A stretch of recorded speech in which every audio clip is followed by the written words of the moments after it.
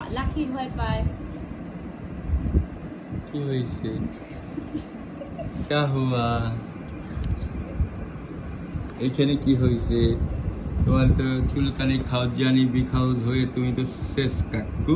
এখন থেকে যে আবার লোম গজাচ্ছে চিকিৎসার পর। কাকু আমি তো ছোচা বেড়াল হয়ে গেছি, আমাকে একটু ভালো করে দেন, বিয়ে শাদী করবো।